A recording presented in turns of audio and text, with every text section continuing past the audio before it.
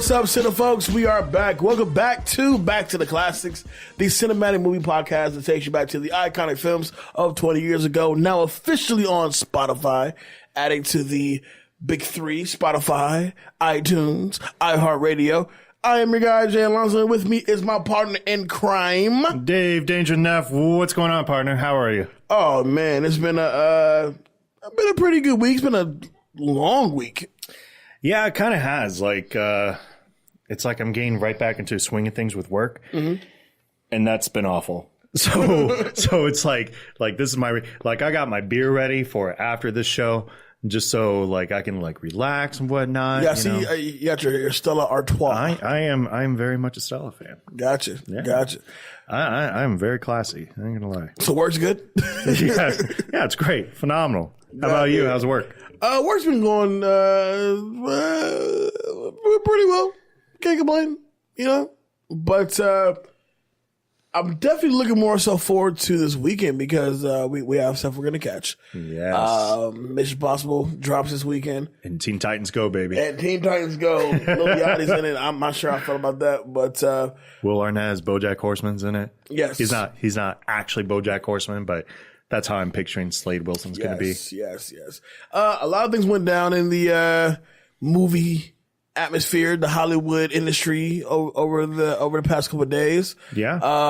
Unfortunately, with the whole thing with James Gunn, which I do believe Disney will recognize, they kind of jumped the gun. No pun intended. And no, they should be able to rehire him back because this is fucking stupid. I mean, yeah. I know we talked about this in the last show, and I'm not going to really rehash it, but at this point, when your own cast members are literally saying, this is stupid, you guys really should bring him back because I don't see the point in this. Yeah, we're talking about tweets from 10 years ago. Right. Which you already apologized for and deleted. It's one of those things where it's I don't know. At some point, you have to understand that the severity of the crime shouldn't really matter at this point. We're not talking he actually did it. We're talking that he said it. He apologized and, give him his reprimand. That's fine. Right. Maybe he renegotiate his contract. Yeah, of course. He shot himself in the foot and he's admitted that. So does he really need to get fired? No, I mean, at this point, no, not at all. I mean, 10 years ago, I was 21 and I was a fucking terrible person. Oh, yeah. I was rampant. You understand? I was all over the place at 21.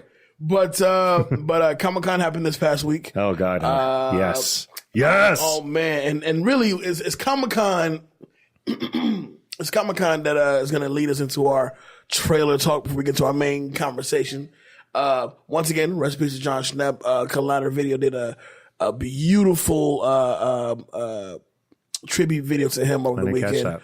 But God, it made me tear up a few times because it was just the guy was so well known. But yeah, once again, rest in peace to John Schnepp.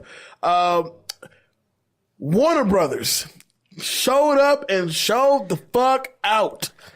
The thing is that it's like E3 or it's like CES. Somebody's going to want to show up and somebody's going to literally walk out of there as the big winners. Oh, yeah. And yeah, Warner Brothers literally was like, hey, nobody's bringing in anything to the table. Marvel's not coming. So we're going to drop this, we're going to drop this, and we're going to drop this, and you guys fucking figure it out. Absolutely. Afterwards. So let's kick off some trailers that Warner Brothers did bring to us, beginning, of course, with the obvious Aquaman. The first official trailer for Aquaman. Yeah, I wish they would have just called it Jason Momoa, man. Yeah. Because let's face it, all right, look, Aquaman's awesome. And the for you comic book fans, the DC revival of him has been great. His depictions in the Injustice saga has been excellent. A lot of people are going to remember him as the blonde-haired, blue-eyed, orange jumpsuit. Which dude, I'm so glad that's not the route we're going. Oh. Yeah, kind of, but there's kind of a part of me that wants to see that. But, that's fine. What'd you think of it? Well, first of all, when I think Aquaman, I think of two things. One, I think of obviously Entourage. Right. I think of Vinny Chase, yes. This James Cameron saga of Aquaman and this big deal, and You know, I miss Entourage dearly. And then I also think of the that blonde, the yellow haired, blonde haired dude with the orange shirt and green fin. And really, Family Guy has is it Family Guy or American Dad? One of the two has this great bit about if somebody's getting hurt. Raped. No, it was a rape joke. Okay, the rape joke. Yeah. There you go. Where's the outrage there, guys? But Aquaman, because he can't get out of the water. Hey, if I can get over there, I kick your ass. Oh man, I would totally get the starfish all over you. Love that. But at first glance, I thought the trailer was very well put together. Aquaman wasn't necessarily the standout in Justice League, but then again, Justice League as a whole wasn't a standout at all. So I feel as if, and personally, I hate origin stories. I can't fucking stand it. Well, it's because we've had so many of them since Iron Man. Right. But with what they're giving us, and it feels as if DC, or preferably Warner Brothers, is finally giving their directors their space and opportunity to pretty much make what they want to make. And if you're going to let a director do his thing, it might as well be James Wan. So, because they saw what James Wan did with the Fast and Furious, and now here he is with Aquaman. Yeah. I don't know. It made over $1 billion, so regardless of how you feel about it, it made over $1 billion. But I just want it to be like a heist movie. Aquaman? Yeah, because that James Wan does really good with heist movies. So what are they? They chase each other with sharks? They are. Right. Actually, they are. Oh my God. Sharks are the cars. Yeah. Right. And then Jason Statham is whoever Mantis is. Black Manta is played by, I can't think of his name, but he's also, he was in Luke Cage last season. I can't think of his name for nothing. Well, then there you go. That's why I'm not going to remember. Yahya Abdul something. Yeah, there you go. There it is. IMDb God. But Amber Heard looks great. Sure, yeah. Patrick Wilson looks great in this movie as well. Agreed. Overall, I'm looking forward to it. It seems as if it's going to be a lot of fun. I have my doubts, but it's DC. It's DC. So DC knows where it's at this point. It recognizes that whatever traction it was trying to take away from Marvel, it flopped, and it flopped bad. I mean, it flopped on multiple areas. Like take away Man of Steel, and the DC universe is just. Take away Man of Steel and Wonder Woman. Let me be fair, because Wonder Woman I did enjoy. Mm-hmm. And the DC universe is lackluster, boring even. It's like they're so dark, they don't know what to do with themselves. Exactly. And it's like it doesn't really have to be that dark. So, of course, I'm going to have my doubts as well, but I do think that they may have learned their lesson. Yes, I agree as well. And I'm going to say this because the next trailer we're going to cover, in my opinion, Aquaman in this next movie is going to be the anchors to turn around and have DC kind of flow a little bit more lighter, in tone. And we're going to talk about the Shazam trailer. I love this trailer. It reminded me of Homecoming a lot. It reminded me of Big.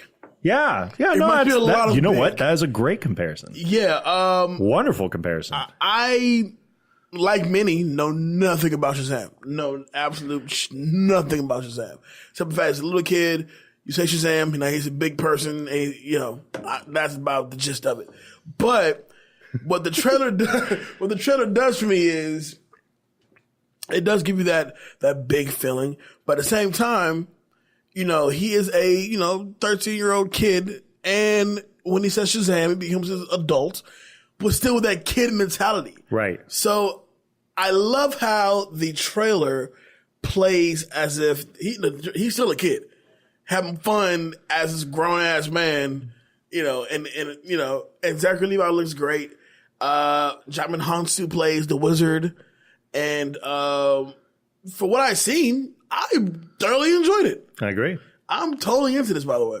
So I feel like Shazam is going to be that movie to really to bring the families back into the theaters. I think, there was that period when we talked about in the Marvel show, like after they got past the big four, you know, Hulk, Thor, Iron Man, Cap. After they got past the big four, they were like, okay, what else are we going to show? And that first feeling that you get from the Guardians of the Galaxy first movie, where it was just like, okay, guys, we're just going to have fun. Like, what is this? It's weird. It's going to be weird, but it's going to be fun. Right. I got that same feeling.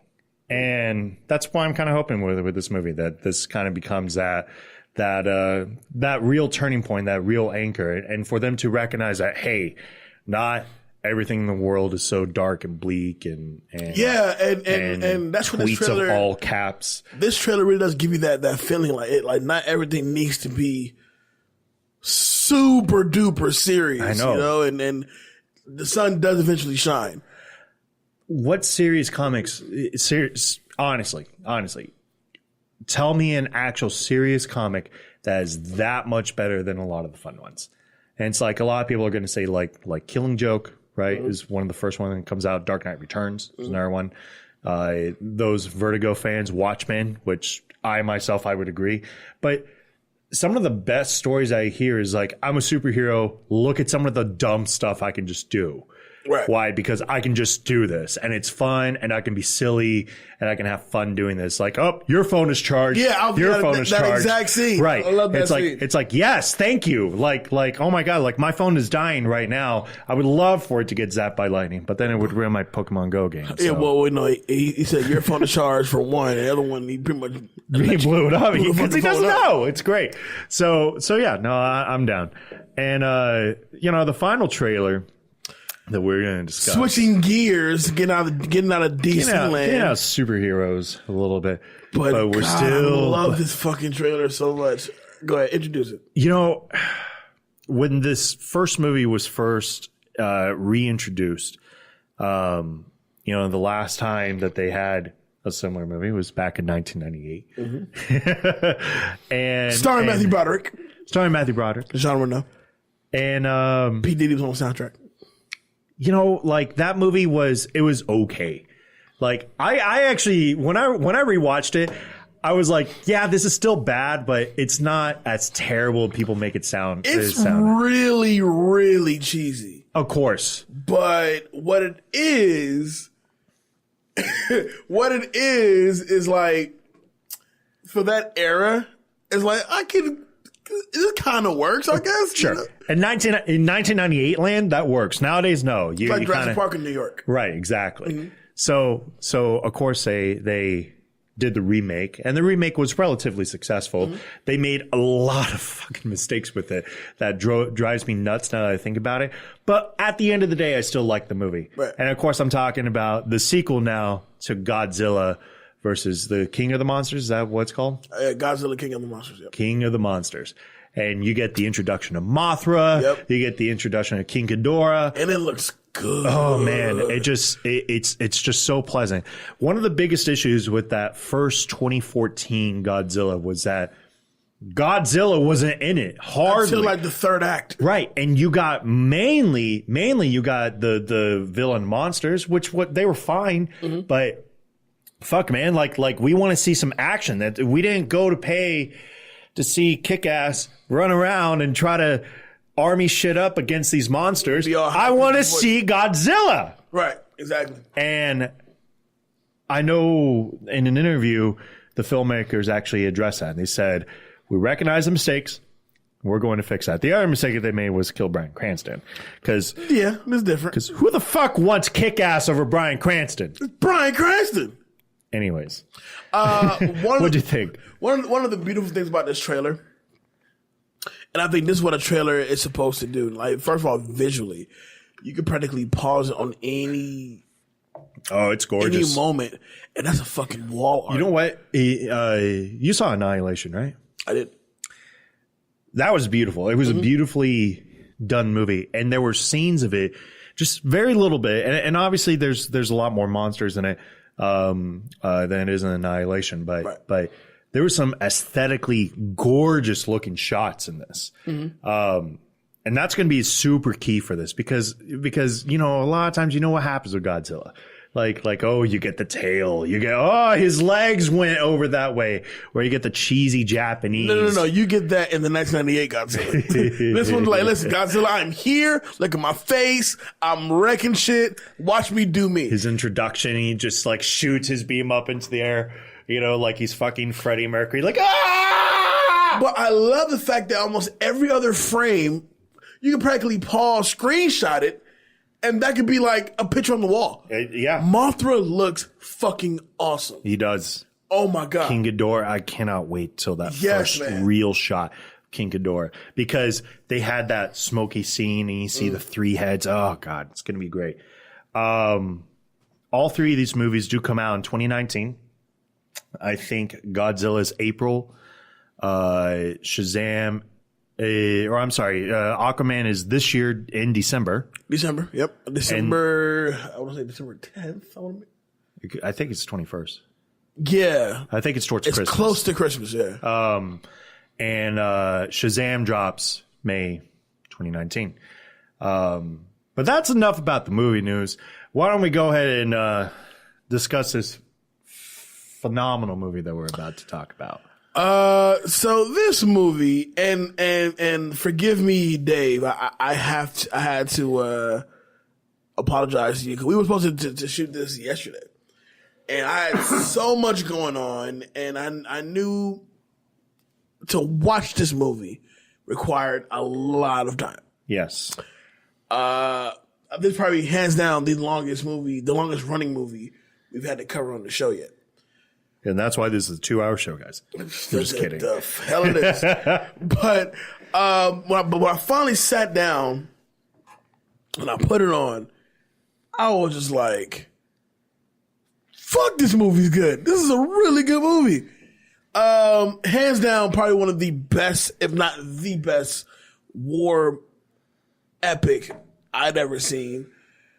Outside of, say, Apocalypse Now. In modern times, Fury. I was in a modern huge times, fan. Fury. You're right. Absolutely. I love Fury. That movie doesn't get enough respect in my eyes. Mm-hmm. And I was talking about this with my boy when we were coming up here. That movie Fury is one of those movies that if you haven't seen it and you're looking for a good war movie, there's so much action and drama into it. I mean, I literally addressed a haircut completely based off that movie. I ain't kidding. All right, so let's kick off 2-minute drill. All right. Is the clock ready? Drill. The clock is ready. Lovely. So we're bringing back 2-minute drill. We didn't do it last week. We had so much to cover, but we were doing it today. All right. Oh, we're doing it today. You ready? 2-minute drill starts now. The term FUBAR stands for what? Fucked up.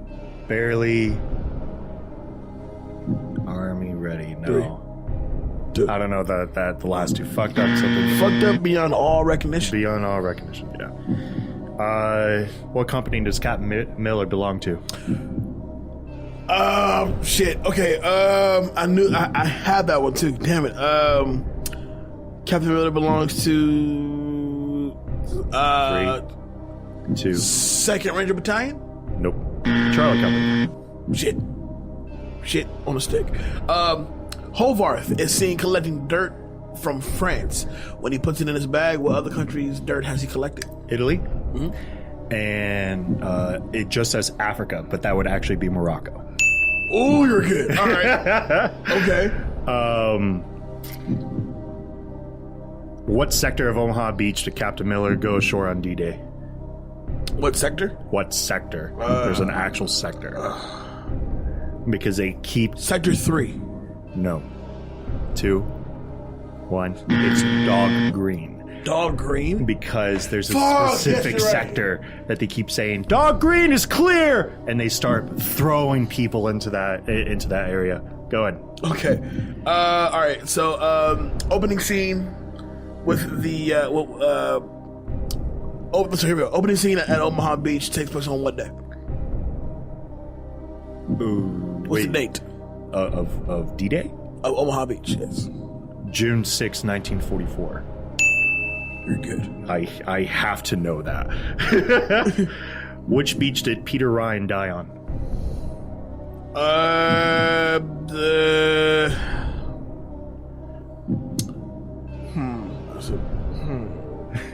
Three, two, one. I don't know. Utah Beach. All right, I'm telling you. In case those of you who haven't figured it out at this point, what we're talking about, we're taking it back to July 24th, 1998. The Tom Hanks, Steven Spielberg, absolute classic. Definitely the best World War II movie of all time. Saving Private Ryan. Original release date, July 24th, 1998. Shares opening weekend with Billy's Hollywood Screen Kiss, Disturbing Behavior, and Mafia. I love Mafia. That's a great movie. It is a good one. And then there was a terrible time to release it. Horrible time to release it, but nonetheless, a great movie though. Production budget $70 million with a box office total of $481 million. Doesn't surprise me at all. 92% on Rotten Tomatoes. Too low. I think it's right where it needs to be. I think that needs to be about 100%. It's a perfect movie. Yeah. So real talk. Let's kick this thing off. Okay, so like I told you off camera, you know, before we started to record, I hadn't seen this movie probably in 20 years. No, I think I've seen it recently than that, maybe like 10. But it's been a while. And so we get this opening shot of the elderly man walking down the way with, I'm going to assume his family behind him or a fan club, one of the two. But it's family. Fan club. I'm like, so why are y'all following this dude? It's such a, cause like he's walking, but they're a considerable distance from him as they're, you know. Mm-hmm. Anyway, so he gets to the cemetery.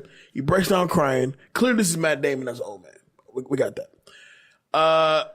And as soon as he opens his eyes, you can hear the jet fighters and all that. You know, the sounds of it in the background, and immediately cuts to them on the boat. Yes, and it's like the feeling that opening shot creates for you is so eerie. It's a sense of dread. It's super, because as the camera pans out, fuckers are throwing up. You know, Tom Hanks, his hand is shaking while he drinks his canteen. By the time they get to the shore, to the beach, and they open the door up, they're getting fucking mowed down. The first 20 guys are out of there, no problem. The worst part about it is unfortunately, guys, as much fun as I want to take this, this is a really, really personal day for a lot of our military fans out there. Mm-hmm. That first opening scene, you have the PA 3011s coming up onto Omaha Beach, and you're looking at a fortress of walls, and they're lining up with machine guns, mm-hmm. and you know what's about to go down. Everybody knows what this day is. And Spielberg was so brilliant in it because he took his time and he had to capture the moment where it's like, this is not going to be a walk in the park. This is not going to be a happy moment to start this movie. You're not going to get a lot of backstory. You're not going to know who to actually care about yet. I'm putting you right in the shit. And the first thing that happens is it drops, and the first 9 guys gets mowed down. And Captain John Miller, played by Tom Hanks, mm-hmm. tells everybody to go off the side of the boat. And you see guys going off the side of the boat, but their gear is so heavy because at that time they were carrying somewhere in the ballpark range of 50 to 70 pounds, right, tugging you down to the bottom of the water. Mm-hmm. And you're trying to get onto that beach. That and you don't know if you're going to survive. You're just trying to get onto the beach. You haven't drawn your weapon. You haven't fired a shot yet. But motherfuckers are fucking shooting you. Mm-hmm. Actually, and you're getting shot in the water. And it's awful. Mm-hmm. And when I say there's no joy in the scene, the entire time you're just feeling, you feel terrible because you realize that a lot of people call the survivors of World War II the greatest generation. And it's like, it's such a tough argument to say otherwise. when you see that particular scene, because these guys are signing up. The tragedy just happened. You have brothers of people that are there. You have entire families that are out there, you know, fighting for the country. And it's just, Spielberg just nails it. Well, one of the things, you know, as far as like the attention to detail, especially with that opening scene is 24 minutes long. Not only that, but it's where the first real push of that NC-17 rating that this movie almost got happened. Because at this point, keep in mind, not only are people getting shot, but Spielberg does not pull any punches. He's like, hey, you want to know why this was bad? We got a guy on the beach with his intestines hanging out, screaming at the top of his lung. He's still alive. And he's screaming at the top of his lung, and nobody is there to help him out because... Oh, man. Okay, so it's funny you brought that up, because one of the most eerie scenes, eerie visuals of that scene is as you have Tom Hanks kind of looking around, and he's just like, the fuck? You know what I'm saying? Yeah. You have this guy, and clearly he's in shock. Clearly he's in shock. But he's walking around armless, looking for the arm. Exactly. He just like picks it up like it's nothing. Like he's Picking up his lunch pail. I was like, oh my God, dude. Oh man. And let me tell you something. And this is all respect due to our brothers and sisters in uniform, because I, as an American born man, couldn't fathom going out there and trying to, you know, defend, you know, and you know, you have the people who do what they do for the country, and you have us who do what we do.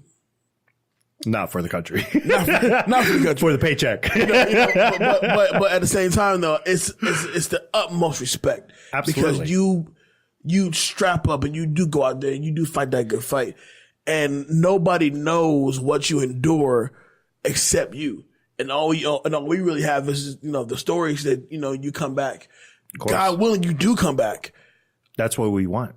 We want you guys to come back. Yeah, and then you share these stories. So to have that opening scene, and the scene continues, obviously, because we're not even halfway through the scene yet. And what winds up happening is a little bit of shelter, and Tom Hanks, being ingenious, decides to take the end of a bayonet, a mirror, and the piece of gum that the guy was actually chewing. Yeah, forget FDA approval and all that stuff in terms of like making this clean. Just stick it onto the bayonet to figure out where's this machine gun turret hitting at. In the meantime, he's trying to talk to the radio guy. You know, trying to get him exact details so that they can get tanks onto the beach. And he pulls him twice, tells him what needs to be said. The third time he pulls him over, and his face is literally blown off. Yep. It's awful. Yep. All you're trying to do is radio in help, and your face is blown off. And it's stunning. At that point, I knew that I was like, whatever we're in for the next 2 hours, that this is going to be a very, very, very heartbreaking movie, but at the same time, like, so important for somebody to watch.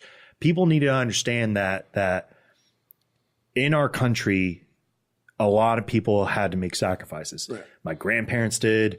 Your grandparents did. You know, we make our own sacrifices even to this day. So it's like when you see that and it's taken to that culmination of turning into the idea of what war is. Oh, man. Spielberg, that scene alone should have won Best Picture. And I don't want to say focus on this scene, but even the water is no longer blue. I mean, it is like bloodshot red. Another again.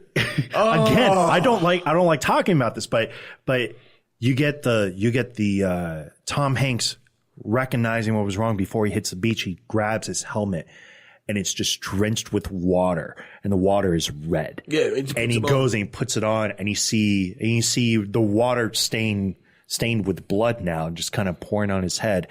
Nothing, not even flinching, hits the beach, gets ready for the next move. And it's like, holy crap, that attention to detail is just terrifying. I get like grossed out seeing like vomit, and to have that, ooh. If somebody fucking throws up, I'm like, ugh. Eventually, a path does clear out, and they go full frontal assault. Taking members at a time to get past the bunkers, and having no sign of respect for the enemy at this time. Right. And the truth is that absolutely, that was exactly what you had to do. These guys were gunning you down before you guys could even hit the beach. Oh yeah, before you got to the shore. You are definitely getting flamethrowered, and I'm totally okay with that. When people want to talk about like hypocrisy and the lives of humanity and whatnot, well, the truth is that it's a two-way street. Right.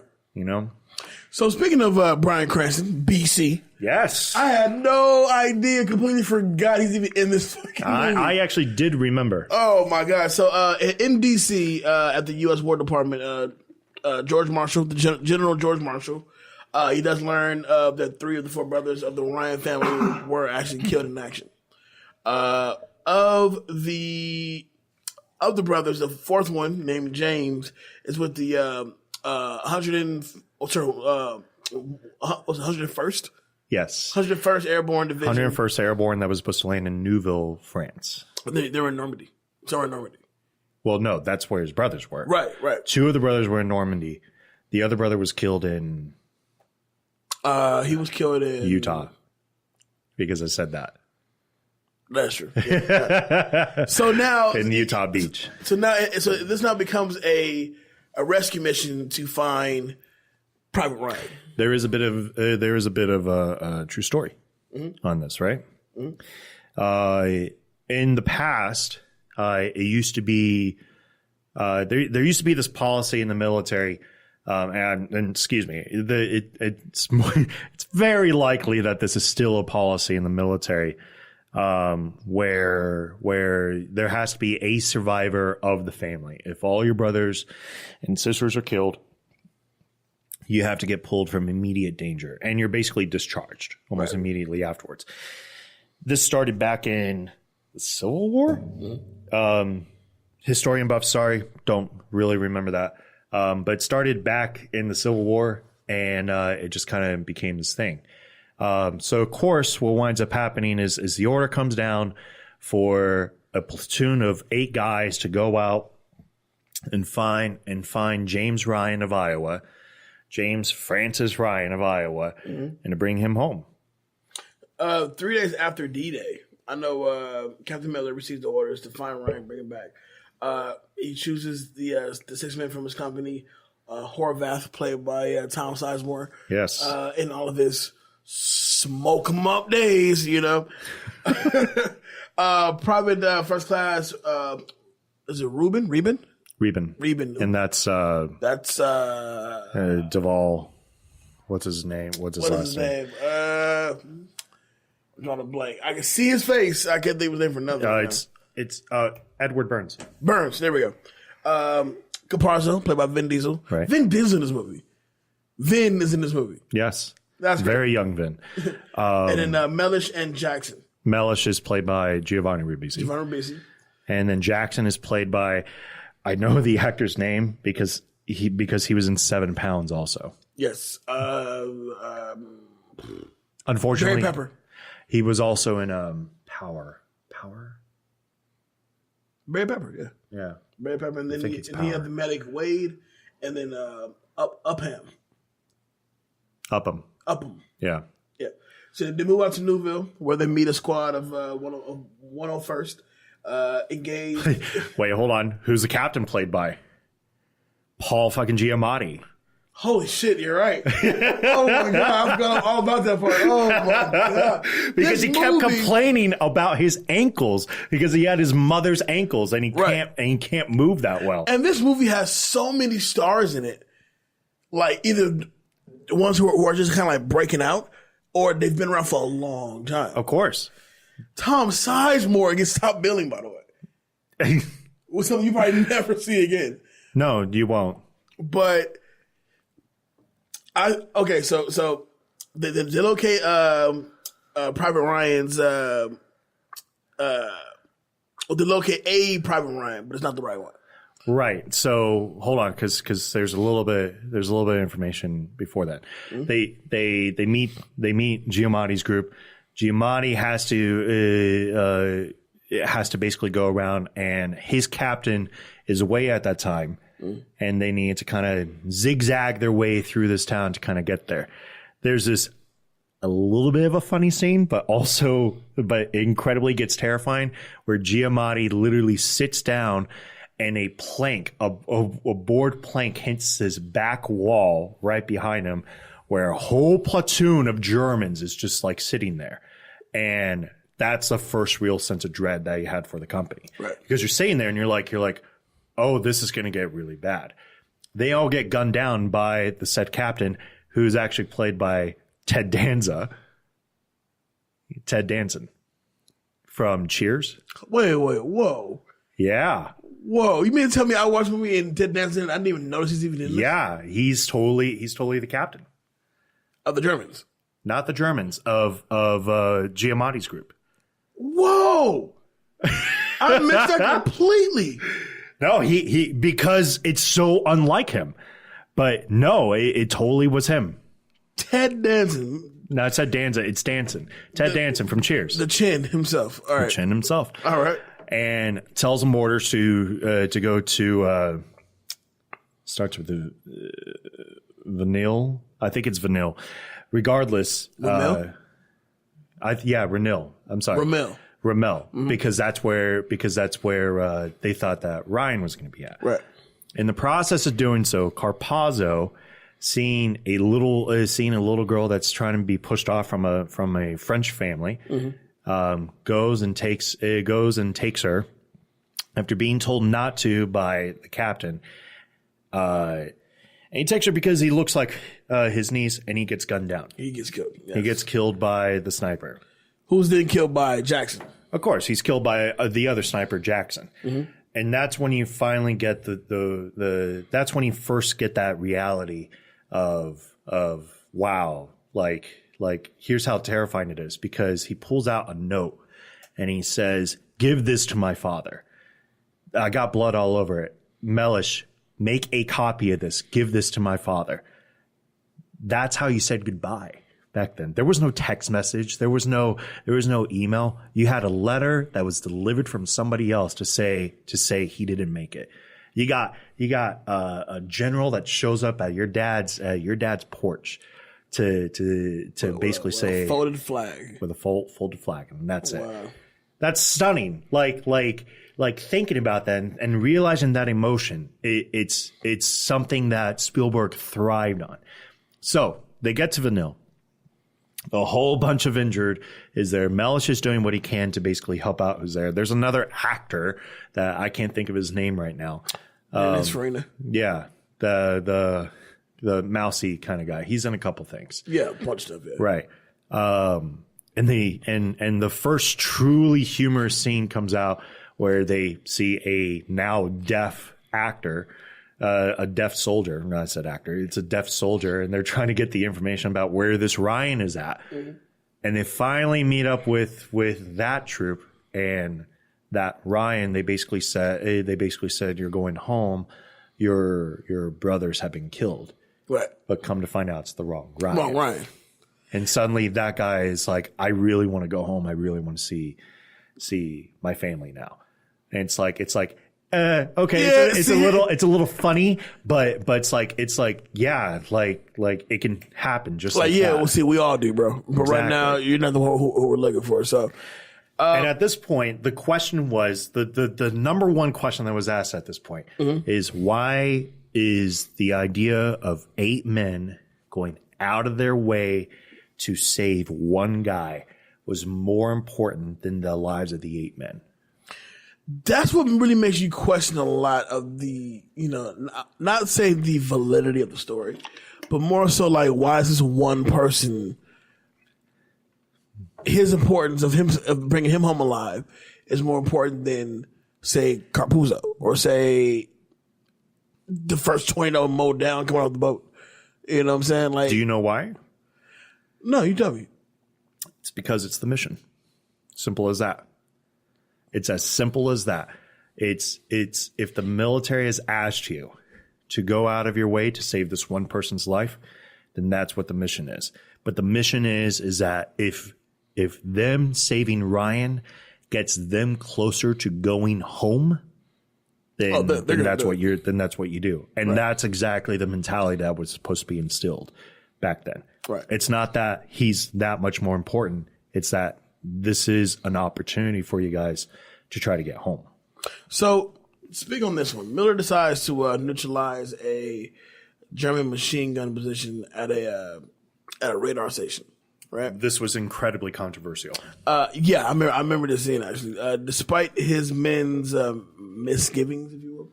It was almost direct insubordination.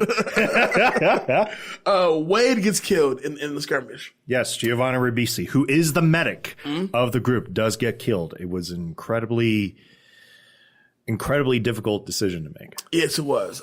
Upham's urging Miller, he declines to execute a surviving German soldier, and it sets him free, which is super foreshadowing for later. Really foreshadowing for later. But I think when you first see that scene, it's like, what the fuck are you doing? He has to go. That guy he has to die. Of course. And if you know, like going back to other war-based movies like Inglourious Bastards or Fury. Fury. Remember the guy? Yeah. Yeah. And a lot of the times, there's often times where they will actually corner somebody as part of the enemy and seemingly let him go. Well, there were two problems with two problems with this decision. Mm-hmm. One, was the mission worth risking for the fact of getting rid of this German nest? Right. And the answer to that is yes and no. Because yes, you could have avoided it. But did you have a proper method of contacting somebody else to let them know about the nest and have them take it? And right. Two, if you don't take it, how many more lives are you putting at risk by not taking it?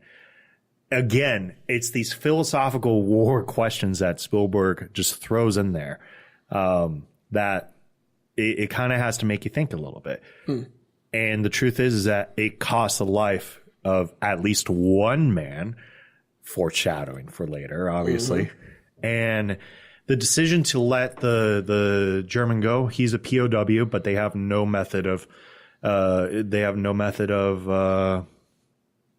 taking care of him. And they assumed that he'll get picked up eventually by one of our guys. Now, they do lose confidence in Miller's leadership. Yes. Right. Ed Burns takes a big, big toll into almost going AWOL. Yeah. Reben declares his intentions to desert, prompting a conversation with Horvath, Tom Sizemore, in which Miller, he pretty much stops that whole fight from going down by disclosing his civilian career as a high school English teacher. Which is like, with this being Tom Hanks, I can totally see that. Of course. You know? Yeah. By the way, Tom Hanks is playing Mr. Rogers pretty soon. There's nobody better to play Mr. Rogers like Tom Hanks. He's the nicest guy in the world. He's the nicest guy in the world, even when he's a war vet. But think about that, and there was another scene with Tom Hanks there where he even questioned his own thinking at that point, and he breaks down crying away from the rest of the troop, but he breaks down crying because the bottom line is he didn't want to cost anybody's lives, right? But he may have had no choice at that point. He knew that there was a pretty good chance that somebody was going to get shot. It just so happened to be one of the most important members of the team, the medic. So we're at the part where at Rimmel, Ryan is among a small group of paratroopers, right, preparing to defend the key bridge. Right. And let me ask you on this scene. So, not that I want to put you in that same position because that's a very difficult question to ask, but tread lightly, but tread softly. Ryan decides to say the following. He says, they tell him what's going on, And of course, he breaks down crying because he loses. He just found out he lost. Played by Matt Damon, by the way. He just finds out that he lost all of his brothers, you know, and that he's going home. And he's questioning, why is my life more important than the company of my men? Right. You know, and there was a conversation that I had with somebody about that. And not that I'm going to share her personal story, but when she joined the army 11 years ago, she says that was my new family at that point. So it's like at that point, it kind of becomes a little bit of second nature. It's not that he doesn't care about his old family. It's that now it's a totally different ballgame. Right. They've given him the opportunity to serve, and he's serving now. Put in the same position. You know, if he had the chance to just go home, how about that? If you had the chance to go home, would you take it? Yes. Yeah? I'm getting the fuck out of here. In a heartbeat. And for the record, I actually cannot wait till we do our movie next week. And this is really heavy. It is. Unfortunately, I'm sorry, guys. Like, this is really heavy. Like, this isn't supposed to be like a funny movie. Like, it's not. It's not a funny movie. And we joke a lot, but it is like, it's hard to really make jokes when this shit is serious. but so at this point, Ryan does find out his brother has been killed, and that the crew is there to take him home, and he's distressed about his brother, which he's rightfully so. Yeah. But he won't leave the fight. No. And you can't force him. And you can't force him to leave either. Miller combines his unit with the paratroopers, really in defense of the bridge against the imminent German attack, which is on its way. Yes. And because there were only two bridges that were there. One of them was already being occupied in Vanel. That's what it was. And the other one was this one. And by U.S. forces occupying this bridge or cutting off German forces from going into that bridge, it basically forces everybody to be bottlenecked into one other location. And it was cool because as they prep for the German attack, I mean, they got the Molotov cocktail. They got the 30 caliber pistols. Sticky bombs. They're made out of socks, right? Yeah. And they use a standard GI sock, and they basically use axle grease to rig up a sticky bomb that, when stuck to something, can blow off the treads of a tank. Wow, that's impressive. Like, look. He knew Spielberg knew what he was doing. I'm almost certain he had a field manual. I'm dead certain he had a field manual from 1940, 1942 to determine like all these little things, because people would laugh at it, but these were effective uses. In fact, I'm not going to call myself a history buff, but some of the things that they did back then is just incredibly clever. Like, all right, quick story. So, long time ago, during the beginning of World War II, before D-Day, there was the opportunity for British soldiers to get off the island and occupy France to help out with there. Now, this would actually set up D-Day because, unfortunately, some of the historical inaccuracies is most of the troops that were actually on D-Day were British soldiers. They weren't American soldiers. Right. But the Germans got ahead of notice of this, and they were planning to blitzkrieg them. So the night before, they basically set out like 200 cardboard figures on this beach of like a fake tank and soldiers waiting with like a ship. They had a ship out there that just wasn't going. It was a bogus ship, and bombed the hell out of them. But then the English escaped from the other side. It was actually really clever. So things like this was very, very smart in this film that, of course, Spielberg recognizes. So elements from the 2nd Panzer Division, or is it SS Panzer Division? Something like that. Yep. They arrived with 2 Tiger tanks. And 2 Panzers. And 2 Panzers, all protected by foot soldiers. About 60 of them, at least. I'm more like 100. That wouldn't surprise me. That's usually how they did things. Although the Americans have that heavy, correction, the Americans are able to knock down a few of the German soldiers. Like they're knocking them down, right? Including they destroyed one tank. They destroyed. Yeah, they take out a tank. They took out both martyrs. They took out 3 tanks. Oh, because they took out one with the treads. Mm-hmm. They had the one that. So they had the one with the treads. They had the one that they actually used a Molotov to literally blow up. Mm-hmm.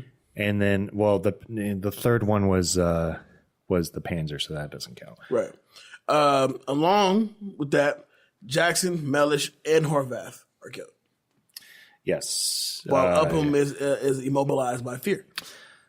Yes, and that foreshadowing German soldier comes back in one of the most brutal scenes of the film. They're kind of staking out this little section, and the same German soldier that would eventually get picked up and thrown into the same league goes and shoots up one of the members of the 101st and fights. I think Mellish, right? That was his name. Mellish. So he fights Mellish, and Mellish, not being strong enough, can't overcome him, and literally gets slowly a knife sunk into his heart. The worst part about it was Upham had the chance to basically stop it. Mm-hmm. He could have at least saved Mellish's life, and he didn't. He didn't because he was frozen with fear. Now, Miller, another scene that really it's the same scene, but a moment of the scene that really does is incredibly effective. Miller tries to blow up the bridge. Yes. But he gets shot. So this is towards the end. Toward the end, practically the end. He gets shot, mortally wounded. And by the same German guy he freed. By the same guy. That's why if you catch one of them bastards, you got to kill him off top. But he had somehow rejoined a fighting unit. Miller crawled to retrieve the bridge detonator, and he fires with his pistol at the oncoming tank. Which that moment to me,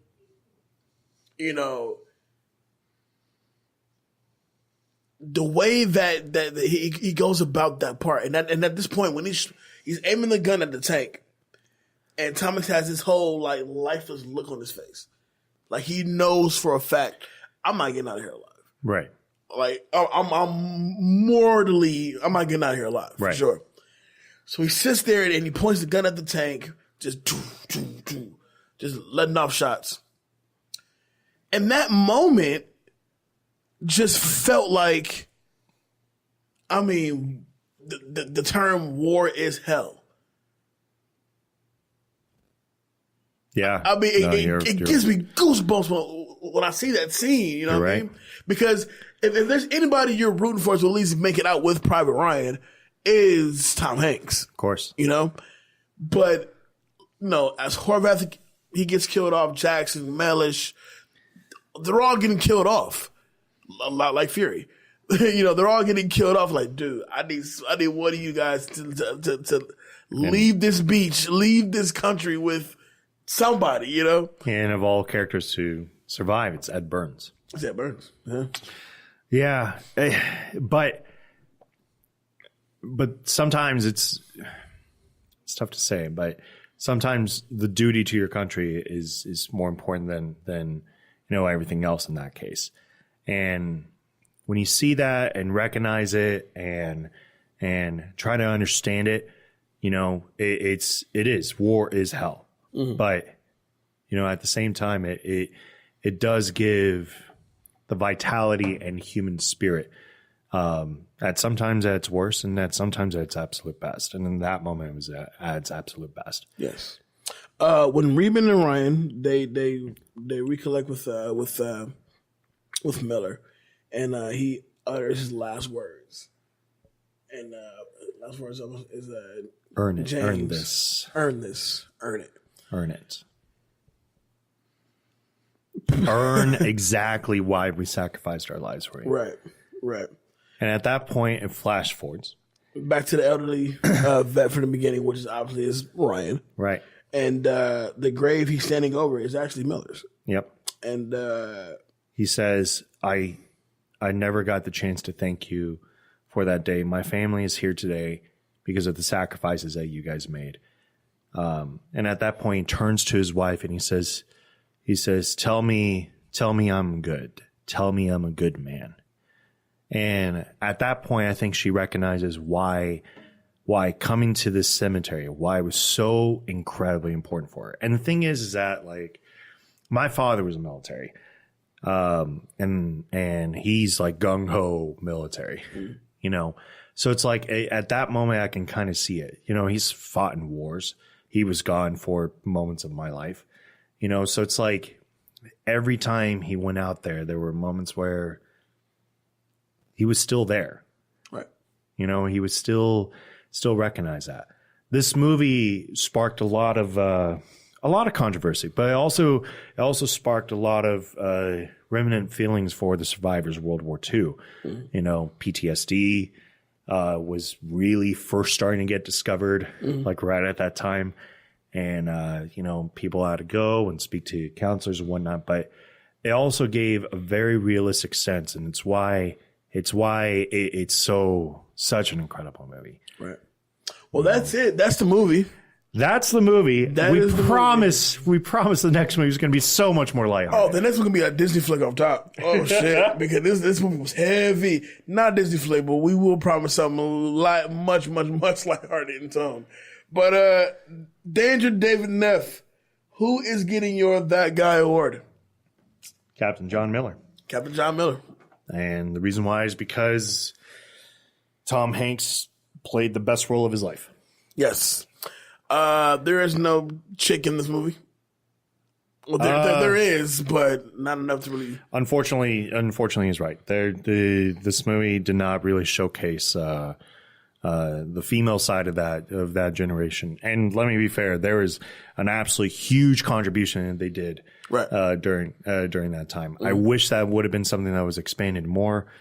Unfortunately, in this movie, they could not show it. We're talking about movie. You know what? Probably the little girl for slapping her father for putting him in the line of danger. Yeah. That's probably the closest thing to that girl award. This Fool award.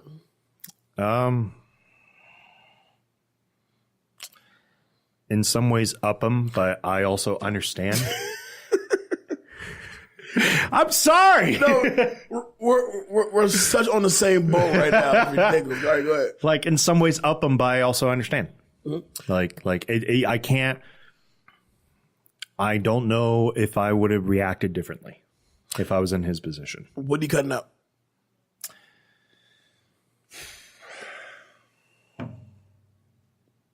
Nothing. Nothing. I'm sorry. There's nothing to cut out. It is a 2-hour and 45-minute movie, and you would literally say, cut something out. And I would say, tell me what, and tell me how it helps the movie. And it doesn't. Iconic scene. After they take the machine gun nest, the first moments of questioning loyalty and when Tom Hanks finally says like who he is, you know, and just that small little conversation, that small little talk to kind of calm everybody's nerves and say who he is and why he's trying to go back home at this point, why this mission is important for him to do. Right. All right. Who's your That Guy award? That Guy award is definitely going to go to Captain John Miller and Tom Hanks. That was easy. Yeah, his pride, you know, his vulnerability, his sense of survival, which was pretty much lack thereof. You know, he's a fucking English teacher, but he's, you know, at the time he had to, you know, he did what he had to do. So, and played brilliantly by Tom Hanks. So, I would give it to Captain Miller for sure. That chick award. Gotta give it to the little girl. Little girl. Yeah, it's basically. That's fine. Yeah. This Fool award is going to be Upham. And the reason why it's Upham, and I totally understand the moves you make, because I would be no different if I was in that same position. Trust me, right? However, he does redeem himself. Once he sees Captain Miller get shot, he's quick to jump out and kill this and to kill the German soldier.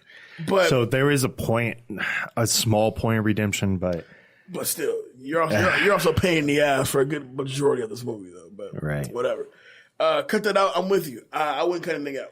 The movie is 245, 248 when you include the credits. I can't name anything that I would cut out that wouldn't be not effective to the overall. It doesn't make it better. It doesn't. It just doesn't. It's tough, and that's why I say. That's why when you said Rotten Tomatoes 92%, that's why I say it's a 100% movie, because it's 245, and I can't say that ever drags. I can't say that you're never not invested into it, because you kind of have no choice. Within 4 minutes of the film, you're in war. Oh yeah, complete war. Iconic scene. My iconic scene was going to be when they drop the doors down and they start getting mobbed down. But yeah, I thought about that too. But I'm going to say my iconic scene to me, which is the same scene, but Miller gets to the not the one on first, the other battalion. But he gets just before the guy who's making the call to have people come out and rescue him before his face is blown off. He goes, "Who's in charge here?" And the guy replies, "You are." That's a good one. I was like, it's like, oh, okay, all right, here's what we gotta do now. So let's go that way. But it's heart-wrenching. It's scary. It's, that line is like, who's in charge here? You are. I'm like, fuck. All right. Nah. It's gonna be a while before I watch this movie again. But it's still gonna age so well. I feel like this is such a timeless classic. Yes. Let's get into quickest so we can wrap this puppy up. So first quick hit. Tom Sizemore was battling a drug addiction during production. Steven Spielberg gave him an ultimatum that he would be blood tested on the set every day of filming. And if he failed that test one time, he would be fired and the part of Horvath would be recast and reshot with someone else, even if it was at the end of production. Sizemore agreed and managed to pass all of his tests. Unfortunately, he would relapse into drug abuse several times later in his career. Yeah. It's why he never got big afterwards. No. Sizemore kind of had this little niche role in the 90s, but this was supposed to be his breakout. And he played Mike wonderfully. He really did. But no. The Omaha Beach scene cast $11 million. So here we go. The Omaha Beach scene cost $11 million to shoot and involved up to 1,000 extras, some of whom were members of the Irish Army Reserve. Of those extras, 20 to 30 of them were amputees issued with prosthetic limbs to simulate soldiers having their limbs blown off. Oh, my God. Imagine if you lost your leg in war and you had to go back and play like you lost your leg in war. I want to hear Spielberg's soundboard when he was presenting that to the film company. Because this movie cost what, $70 million? $70 million. Right. And he literally says, I want to spend $11 million to recapture Omaha Beach. I need you to hire some amputees. Let's go. And then everybody was like, yeah, okay, sure. Yeah, let's do this. All right. We believe in you, Steve. When Tom Hanks' character tells the rest of the unit what he does for a living back home, Hanks' speech was much longer in the original script, but Hanks felt that his character wouldn't have said so much about himself. And he told director Steven Spielberg so. Spielberg agreed, and the speech was shortened. Very well played. Because you notice that his character in this movie is a man of very few words. He really is. And so when he does break down who he is, what he does, well, yeah, keep that short. Keep that short. I like that. Steven Spielberg is on record as saying that even if the film had received an NC-17 rating, he would have released it uncut anyway. Oh, I'm down. I'm totally down. Now, if there's an uncut version of this of what we've already saw, I don't think I want to. I'm not sure if I want to see it. Okay, that's No, this is 2:45 tight. tight. Like, I seriously, what would you cut out? I can't think of anything. It's so good. In 2006, Tom Hanks was inducted into the U.S. Army Rangers Hall of Fame as an honorary member, largely thanks to his portrayal of Captain John Miller. That's awesome. So you could be inducted to the Army's Hall of Fame for playing a captain. He kind of embodied the Army. Well, you did it well, for sure. Vin Diesel was paid $100,000 for the role of Carparzo when he was still a little-known actor. $100,000? Man, they give me $100,000 for Carpazzo's part. And he's barely in it. Oh, my God. Shoot me. It's fine. And finally, the first DreamWorks film to cross the $100 million mark. And Spielberg owns DreamWorks, right? That's his company. Yeah. Well, he has a piece of it. Yeah, I don't think he's full stake anymore, but Right. yeah. That's Saving Private Ryan. Well, thank y'all for tuning into this heavy-ass movie. We really hope that your week gets so much better. Yeah. Hey, man, go outside, man, and feel that sunshine. Danger David Neff, let people know where they can find you. I am the co-host here at the wonderful Back to the Classics podcast. We also have our own YouTube channel. It's called Reel It Back. We are shooting a lot of it relentless, and our weeks are suddenly very, very compact. But you can always find me on Instagram, Twitter, Facebook, Snapchat at David Danger Neff. I very much would like to hear feedback from everybody. If there's anything that you wish for us to do more, if there's any movies that you guys wish for us to hit up more.